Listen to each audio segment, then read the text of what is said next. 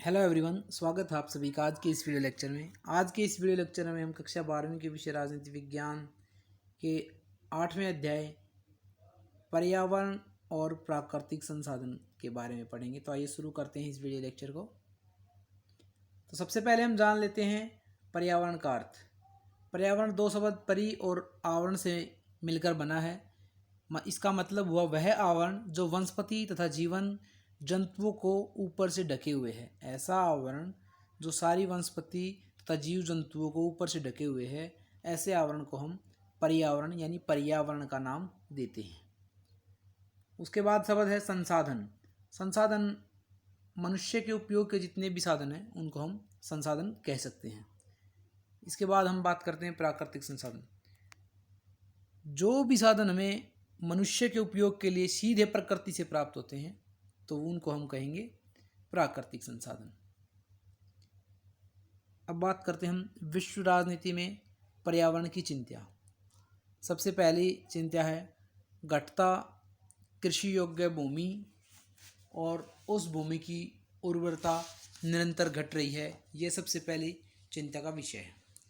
दूसरा है मत्स्य भंडार भी घट रहे हैं और इसका मुख्य कारण जल प्रदूषण या जल की कमी है। तीसरी जो विश्व पर्यावरण की चिंता है, घटते जल स्रोत और अनाज उत्पादन, इसका मुख्य कारण बताया जा रहा है प्रदूषण। चौथा जो चिंता का कारण है, वनों में जो जैव विविधता है वो घट रही है और बहुत सारी प्रजातियां लुप्त हो चुकी हैं और बहुत सारी प्रजातियां लुप्त होने की कगार पर पहुंच गई हैं। पांचवी चिंता का विषय है घटती समुद्री पर्यावरण की गुणवत्ता, समुद्री तटीय इलाकों में मनुष्य की सघन बसाहट। और छठी, जिस पर पूरा विश्व चिंतित है और बहुत सारे सम्मेलनों में इसकी चर्चा की जा चुकी है, वो है वैश्विक तापमान में बढ़ती और इसके कारण वैश्विक तापमान में वृद्धि के कारण समुद्र का तल बढ़ता जा रहा है। और अंतिम है ओजोन परत का छेद निरंतर बढ़ रहा है, जो मनुष्य के स्वास्थ्य पर बहुत बड़ा खतरा है, क्योंकि ओजोन परत यूवी किरणों को धरती पर आने से रोकती हैं और यूवी किरणें मनुष्य के लिए बहुत हानिकारक हैं। कैंसर का एक मुख्य कारण मानी जाती हैं यूवी किरणें। अब हम देखते हैं पर्यावरण की जागरूकता के लिए कौन कौन से सम्मेलन विश्व में कब कब किए, उनके में किन किन बातों पर मुख्य रूप से गौर की गई थी। सबसे पहला सम्मेलन क्लब ऑफ रोम 1972 रोम में हुआ था। इसका जो एजेंडा था लिमिट टू ग्रोथ, यानी कि बढ़ती जनसंख्या से प्राकृतिक संसाधनों का विनाश हो रहा है, इसको नियंत्रण करना है। दूसरा है संयुक्त राष्ट्र पर्यावरण 1975, ये भी रोम में हुआ। इसका एजेंडा था पर्यावरण की रक्षा, कार्यक्रम भूमि गुणवत्ता बरकरार रखना और मरुस्थल का प्रसार रोकना। तीसरा स्टॉकहोम सम्मेलन, प्रथम महत्वपूर्ण सम्मेलन माना जाता है इसको, 1972 में स्टॉकहोम यानी कि स्वीडन में हुआ है ये। और इसमें मानवीय पर्यावरण घोषणा, कार्य योजना, परमाणु सशस्त्र परीक्षण प्रस्ताव, विश्व पर्यावरण दिवस प्रस्ताव, ये इसके मुख्य प्रस्ताव थे। इसके बाद नैरोबी घोषणा 1982 नैरोबी में हुआ ये। इसका एजेंडा था विलुप्त वन्यजीव व्यापार, प्राकृतिक संसाधन व संपदा, समुद्र प्रदूषण के प्रावधान। पांचवा है बार्टलैंड रिपोर्ट 1987, बार्टलैंड में हुआ ये। इसका एजेंडा था आवर कॉमन फ्यूचर, विकास की वर्तमान प्रक्रिया टिकाऊ नहीं है। और छठा पृथ्वी सम्मेलन 1992 रियो डी जेनेरो ब्राज़ील, इसमें बात की गई जलवायु परिवर्तन, जैव विविधता, वानिकी के नियम, पर्यावरण रक्षा, टिकाऊ विकास और उत्तर दक्षिण विवाद, इन चीज़ों पर इसमें चर्चा की गई। सातवां जो सम्मेलन है वो है विश्व जलवायु सम्मेलन 1997 नई दिल्ली में हुआ। इसमें पर्यावरण संरक्षण में सभी वर्ग शामिल, परिवर्तन बैठक हो और व्यवहारिक सोच हो, इस प्रस्ताव पर काम किया गया। क्योटो प्रोटोकॉल 1997, जापान, औद्योगिक देश ग्रीन हाउस गैस उत्सर्जन कम करें। ब्यूनस आयर्स बैठक 1998 अर्जेंटीना, क्योटो प्रोटोकॉल की समीक्षा की गई और विलासिता और आवश्यकता में अंतर हो, मतलब कि लग्जरी आइटम पर इतना जोर नहीं दिया जाए, केवल जो अति आवश्यक चीज़ें हैं उनके लिए ही हमें पर्यावरण को नुकसान पहुंचाना चाहिए या प्राकृतिक संसाधनों का प्रयोग करना चाहिए, दोहन करना चाहिए। जोहान्सबर्ग पृथ्वी सम्मेलन 2002, जोहान्सबर्ग दक्षिण अफ्रीका में हुआ ये। जल स्वच्छता, वैकल्पिक ऊर्जा, जैव विविधता, पर्यावरण संरक्षण इसके मुख्य उद्देश्य थे। और 11वां है भूमंडलीय जलवायु परिवर्तन सम्मेलन 2007, बाली इंडोनेशिया में महत्वपूर्ण हुआ ये। इसमें ग्रीन हाउस गैस उत्सर्जन कम करने, धनी देश गरीब देशों को साफ सुथरी तकनीक दें जिससे जलवायु परिवर्तन ठोस बने। पर्यावरण से संबंधित एक और मुख्य मुद्दा है जिम्मेदारी साझी भूमिका अलग अलग, मतलब कि पर्यावरण को सुरक्षित रखने की सबकी जिम्मेदारी है लेकिन उसमें सबकी भूमिका अलग अलग है। उत्तरी गोलार्ध के विकसित देश का तर्क है कि पर्यावरण रक्षा सबकी जिम्मेदारी है, इसके लिए विकास कार्यों पर प्रतिबंध लगाना सबका समान दायित्व बनता है। लेकिन उसके विपरीत दक्षिण गोलार्ध के जो विकासशील देश हैं उनका तर्क है कि विकास प्रक्रिया के दौरान विकसित देशों ने पर्यावरण प्रदूषित किया है, इसलिए उसकी नुकसान भरपाई भी विकासशील देश नहीं करेंगे, विकसित देश ही उसकी नुकसान भरपाई करेंगे। और विकासशील देशों के सामाजिक आर्थिक विकास को ध्यान में रखा जाए, उनके विकास को न रोका जाए, बल्कि विकसित देशों के जो कार्य हैं उन पर प्रतिबंध लगाया जा सकता है क्योंकि उन्होंने उनके विकास प्रक्रिया के दौरान पर्यावरण को अत्यधिक नुकसान पहुंचाया है। और इसमें सबसे मुख्य जो एक्टर हैं वो हैं अमेरिका और चीन। ये दोनों देश प्राकृतिक संसाधनों का दोहन करने वाले सबसे बड़े देश हैं। और अफ़गानिस्तान और मालवी सबसे कम प्राकृतिक संसाधन करने वाले देश हैं।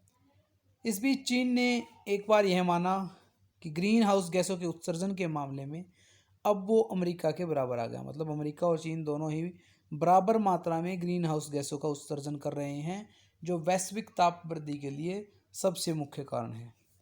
लेकिन साथ ही चीन यह भी कहता है कि प्रति व्यक्ति उत्सर्जन के हिसाब से अगर देखेंगे तो अमेरिका से अभी भी वो पीछे है, मतलब कि अमेरिका की जनसंख्या और चीन की जनसंख्या जितनी है उसके हिसाब से चीन ने जो ग्रीन हाउस गैस का उत्सर्जन किया है वो अमेरिका की अपेक्षा बहुत कम है। साझी संपदा की सुरक्षा के संबंध में 3 प्रयास हुए हैं। कौन कौन से हैं? सबसे पहला रियो घोषणा पत्र 1992, धरती की पारिस्थितिकी तंत्र की सुरक्षा के लिए विभिन्न देश आपस में सहयोग करेंगे, इस घोषणा पत्र में यह कहा गया था। दूसरा UNFCCC 1992, इस संधि को स्वीकार करने वाले देश अपनी क्षमता के अनुरूप पर्यावरण अपक्षय में अपनी हिस्सेदारी के आधार पर साझी परंतु अलग अलग जिम्मेदारियां निभाते हुए पर्यावरण की सुरक्षा करेंगे। और तीसरा है क्योटो प्रोटोकॉल 1997, इसके अंतर्गत औद्योगिक देशों के लिए ग्रीन हाउस गैसों के उत्सर्जन को कम करने के लिए लक्ष्य निर्धारित किए गए हैं। अब हम देखते हैं पर्यावरण संरक्षण में भारत की क्या भूमिका रही है। शुरू से लेकर आखिरी तक देखेंगे कि भारत ने पर्यावरण संरक्षण के मामले में क्या किया है। सबसे पहला पर्यावरण संतुलन की संस्कृति रही है, क्योंकि भारत में पीपल, तुलसी, गाय, सांप, बंदर इन चीज़ों की पूजा की जाती है, इस कारण इनका संरक्षण ऑटोमेटिक हो जाता है। तो भारत ने पर्यावरण संरक्षण में प्राचीन समय से भी बहुत बढ़िया भूमिका निभाई है। उसकी संस्कृति पर्यावरण को संतुलित करने की संस्कृति रही है। विश्व पर्यावरण संरक्षण के प्रयासों में भागीदारी हमेशा रही है। ऊर्जा संरक्षण अधिनियम 2001 के अनुसार भारत ने अच्छा काम किया है, क्योंकि स्वच्छ ईंधन भारत यूज़ करता है। इसके अलावा भारत बायोडीजल की योजना अपना रहा है, मतलब कि डीजल की अपेक्षा बायोडीजल निर्माण करने का प्रयास किया जा रहा है, जिससे डीजल के संसाधन सुरक्षित रह सकें। परमाणु ऊर्जा को बढ़ावा दिया जा रहा है और क्योटो प्रोटोकॉल पर भी हस्ताक्षर किए हैं भारत ने 2002 में। 2003 के बिजली अधिनियम में पुनर्वाह ऊर्जा के इस्तेमाल को बढ़ा दिया है, मतलब कि ऐसी ऊर्जा, सौर ऊर्जा या जल ऊर्जा जिसका निर्माण बार बार किया जा सके, प्रकृति से प्राप्त होती रहे, ऐसी ऊर्जा के उपयोग पर भारत जोर दे रहा है। 2005 में G8 देशों की बैठक में विकसित देशों द्वारा की जा रही ग्रीन हाउस गैसों के उत्सर्जनों की कमी पर भी जोर दिया है भारत ने। भारत सार्क के मंच पर सभी राष्ट्रों द्वारा पर्यावरण की सुरक्षा पर एक राय बनाना चाहता है। भारत में पर्यावरण की सुरक्षाएं और संरक्षण के लिए 2010 में राष्ट्रीय हरित प्राधिकरण NGT की स्थापना की गई है, जो कि भारत की पर्यावरण की सुरक्षा और संरक्षण के मामले देखता है। भारत विश्व का पहला ऐसा देश है जहां अक्षय ऊर्जा के विकास के लिए अलग मंत्रालय, कार्बन डाइऑक्साइड उत्सर्जन के प्रति कम योगदान, मतलब कि भारत पहला ऐसा देश है जिसने अक्षय ऊर्जा के विकास के लिए एक अलग मंत्रालय का निर्माण किया है। और कार्बन डाइऑक्साइड के उत्सर्जन के मामले में भी प्रति व्यक्ति हम देखें तो भारत का सबसे कम योगदान है। इसमें हम देख सकते हैं अमेरिका का 16 टन का योगदान है, जापान 8 टन, चीन 6 टन और भारत का सिर्फ 1.38 टन का ही कार्बन डाइऑक्साइड का योगदान रहता है उत्सर्जन के मामले में। तो ये था भारत का पर्यावरण संरक्षण के मामले में भारत की क्या भूमिका रही है। अब हम जानते हैं एक शब्द है मूलवासी। पर्यावरण से संबंधित है ये भी कि मूलवासी कौन है और उनका क्या महत्व हो पर्यावरण संरक्षण में। वे लोग जो किसी देश में बहुत पहले से रहते आए हों, परंतु बाद में दूसरे देश के लोग वहाँ कर इन लोगों को अपने अधीन कर लिया हो। और मूलवासी अपना जीवन विशिष्ट सामाजिक, आर्थिक, सांस्कृतिक रीति रिवाजों से बिताते हैं। जैसे कि आदिवासी जो लोग हैं वो जंगल के मूलवासी हैं और बाहर से कोई व्यक्ति जाकर उस जंगल पर कब्जा करके उन आदिवासियों पर कब्जा कर ले और उनके सांस्कृतिक जीवन को हस्तक्षेप करे तो ये ठीक नहीं रहेगा। मूलवासी किसी स्थान पर रहने वाले लोग मूल निवासी कहलाते हैं। 1975 में मूलवासियों का एक संगठन बना था, वर्ल्ड काउंसिल ऑफ इंडिजिनस, और इस संगठन ने, वर्ल्ड काउंसिल ऑफ इंडिजिनस ने 1980 में अपनी सरकारों से मांग की। 5 इनकी मुख्य मांगे थी। एक बार देख लेते हैं कौन कौन सी मांगे थी इनकी। पहली, मूलवासी कौम के रूप में मान्यता इन्हें दी जाए, इन्हें अन्य वर्गों के साथ समानता दी जाए, अपनी संस्कृति की सुरक्षा के अधिकार दिए जाएं, अपने स्थान व उत्पाद के वह खुद स्वामी हों और विकास के कारण उन्हें विस्थापित नहीं किया जाए। ये मुख्य मांगे थी मूलवासियों का जो संगठन था, वर्ल्ड काउंसिल ऑफ इंडिजिनस। इसमें एक रिपोर्ट के बारे में बताया गया है, जो रिपोर्ट वर्ल्ड वाइड फंड यानी WWF, विश्व वन्य प्राणी कोष ने अपनी रिपोर्ट दी है। उसमें कहा है कि अगर दुनिया प्राकृतिक संसाधनों की इसी स्पीड से उनका प्रयोग करती रहेगी, हमारे पास जो प्राकृतिक संसाधन उपलब्ध हैं उनका हम इस्तेमाल अगर इसी रफ्तार से करते रहे तो अगले 30 साल में इस ज़रूरत को पूरा करने के लिए 2 गुना अधिक संसाधनों की ज़रूरत होगी। मतलब कि हमें जो प्राकृतिक संसाधनों के इस्तेमाल की जो रफ्तार है उसको धीमा करना होगा, नहीं तो अगले 30 सालों में हमारे पास कोई भी प्राकृतिक संसाधन नहीं बचेगा। एक और दूसरी रिपोर्ट है जिसका नाम है द लिविंग प्लेनेट। इस रिपोर्ट के पर्यावरणविद ने चेतावनी दी है कि प्राकृतिक संसाधनों का यह संकट मौजूदा वित्तीय संकट से भी बहुत ज़्यादा गंभीर होगा। मतलब वर्तमान समय में जो वित्तीय संकट चल रहा है उससे भी बहुत गंभीर होगा जो प्राकृतिक संसाधनों का संकट होगा। रिपोर्ट के अनुसार अभी दुनिया का पूरा ध्यान आर्थिक उथल पुथल पर लगा है, मगर उससे बड़ी बुनियादी मुश्किल हमारे सामने आ रही है, जो है प्राकृतिक संसाधनों की भारी कमी। इस अध्ययन का तर्क है कि शेयर बाजार में हुए 20 खरब डॉलर के नुकसान की तुलना अगर आप हर साल हो रहे 45 खरब डॉलर मूल्य के प्राकृतिक संसाधनों के नुकसान से करें तो यह आर्थिक संकट का आंकड़ा बहुत छोटा साबित हो जाएगा। तो ये विभिन्न रिपोर्ट थी जो हमारे प्राकृतिक संसाधनों की इस्तेमाल की जो रफ्तार है उसको धीमा करने के लिए हमें कह रही हैं।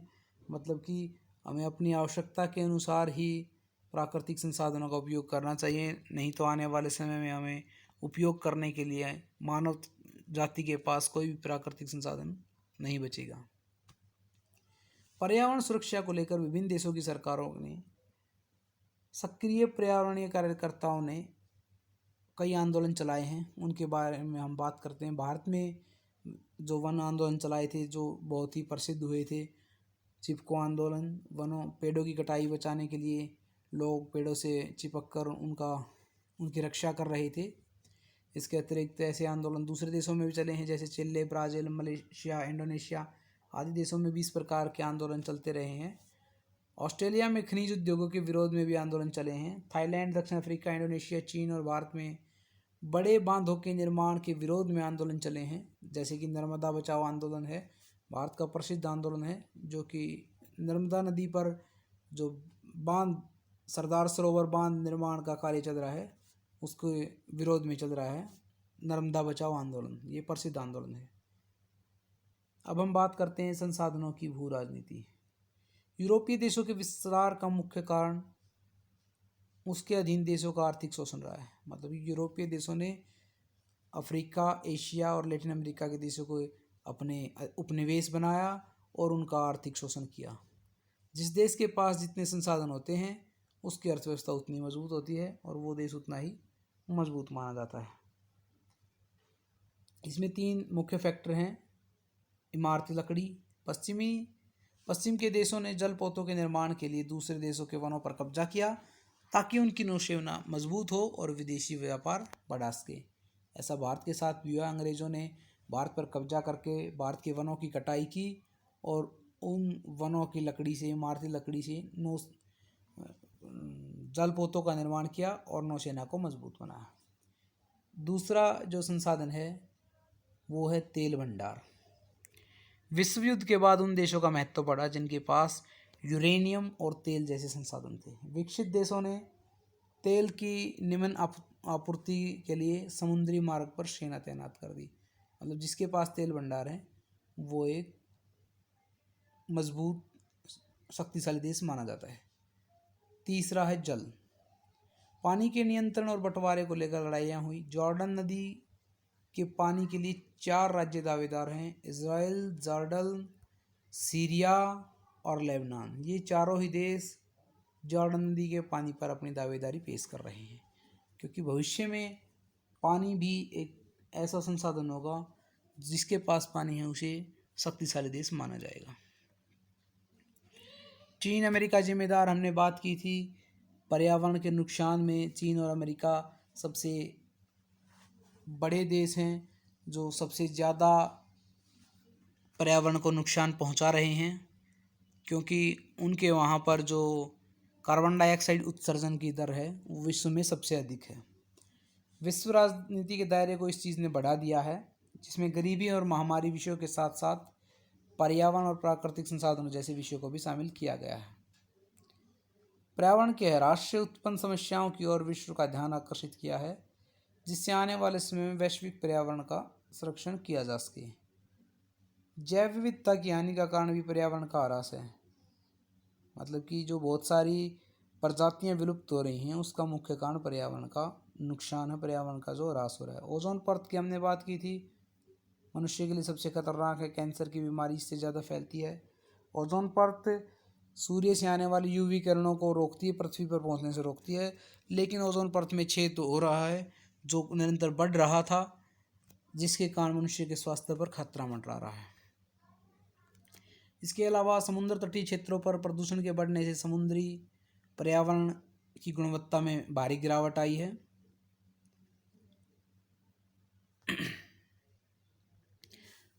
पृथ्वी सम्मेलन में 170 देशों, हजारों स्वयंसेवी संगठन और बहुत सारे बहुराष्ट्रीय निगमों ने भाग लिया। और पृथ्वी सम्मेलन पृथ्वी की सुरक्षा के लिए, पर्यावरण की सुरक्षा के लिए किया गया एक महत्वपूर्ण सम्मेलन था। साझी संपदा शब्द का हमने प्रयोग किया था, एक बार समझ लेते हैं साझी संपदा क्या है। साझी संपदा उन संसाधनों को कहते हैं जिन पर किसी एक का नहीं बल्कि पूरे समुदाय यानी पूरे विश्व का अधिकार होता है, जैसे संयुक्त परिवार का चूल्हा, चारागाह, मैदान, कुआं। इस पर किसी एक व्यक्ति का हाथ नहीं होता, अधिकार नहीं होता। इसी तरह विश्व के बहुत सारे ऐसे हिस्से हैं जिन पर किसी देश का अधिकार नहीं है, बल्कि उनका प्रबंधन साझे तौर पर अंतर्राष्ट्रीय समुदाय द्वारा किया जाता है। इन्हें ही वैश्विक संपदा, मानवता की साझी विरासत या साझी संपदा कहा जाता है। इसमें पृथ्वी का वायुमंडल सम्मिलित है, अंटार्कटिका सम्मिलित है, समुद्री सतह सम्मिलित है और बाहरी अंतरिक्ष शामिल है। ये सभी चीज़ें साझी संपदा के नाम से मशहूर हैं। इस दिशा में कुछ और महत्वपूर्ण समझौते जैसे अंटार्कटिका संधि 1959, मॉन्ट्रियल न्यायाचार 1987 हुए हैं जो साझी संपदा के बारे में हैं। वैश्विक साझी संपदा की सुरक्षा को लेकर विकसित और विकासशील देशों के मत भिन्न भिन्न हैं। विकसित देश इसकी सुरक्षा की जिम्मेदारी सभी देशों में बराबर बांटने के पक्ष में है। जैसे हमने पहले भी बात की थी कि विकसित देश मानते हैं कि ये सब का समान दायित्व है कि साझी संपदा की सुरक्षा करें, लेकिन विकासशील देश इस बात को मानने के लिए तैयार नहीं हैं। वो विकसित देशों की इस नीति का विरोध करते हैं क्योंकि उनका मानना है कि साझी संपदा को प्रदूषित करने के लिए विकसित देशों ने अधिक भूमिका निभाई है। दूसरी बात, जब विकसित देश अपना विकास कर रहे थे उस समय उन्होंने साझी संपदा को ज़्यादा नुकसान पहुंचा, इसलिए विकसित देशों की जिम्मेदारी है कि वो ही साझी संपदा की सुरक्षा के लिए अपनी जितनी भी औद्योगिक गतिविधियां हैं उनको बंद कर दें। इसके अलावा उनका मानना है कि विकासशील देश अभी विकास की प्रक्रिया में हैं, इसलिए वो विकासशील देश अपनी औद्योगिक प्रक्रियाओं को बंद नहीं कर सकते। अतः साझी संपदा की सुरक्षा विकसित देशों की जिम्मेदारी होनी चाहिए, विकासशील देशों की जिम्मेदारी इसमें कम की जाए। लेकिन यह प्रश्न अभी भी बना हुआ है कि पर्यावरण ह्रास का जिम्मेदार कौन है, विकसित देश या विकासशील देश। भारत, चीन और अन्य विकासशील देशों को क्योटो प्रोटोकॉल ग्रीन हाउस गैसों के उत्सर्जन में इनका कोई खास योगदान नहीं माना था। यह हमने बात की थी। भारत सरकार विभिन्न कार्यक्रमों के जरिए पर्यावरण के संबंध में वैश्विक प्रयासों के मदद कर रही है। हमने बात की थी इसकी भी, भारत और पर्यावरण संरक्षण के मामले में भारत के क्या क्या कदम उठाए हैं। दक्षिणी देश Mexico, Chile, Brazil, Malaysia, Indonesia, महादेशीय अफ्रीका और भारत में बहुत सारे वन आंदोलन हुए हैं जो कि पर्यावरण की सुरक्षा के लिए बहुत महत्वपूर्ण साबित हुए हैं। 20वीं सदी की विश्व अर्थव्यवस्था तेल पर निर्भर करती है। मूल निवासियों की हमने बात की थी। मूलवासी आज भी उस देश की संस्थाओं के अनुरूप आचरण करने से ज़्यादा अपनी परंपरा, सांस्कृतिक रिवाज और ख़ास सामाजिक आर्थिक डर्रे पर जीवन यापन करना पसंद करते हैं। तो आज का यह वीडियो लेक्चर समाप्त होता है। Thanks for watching, keep sharing.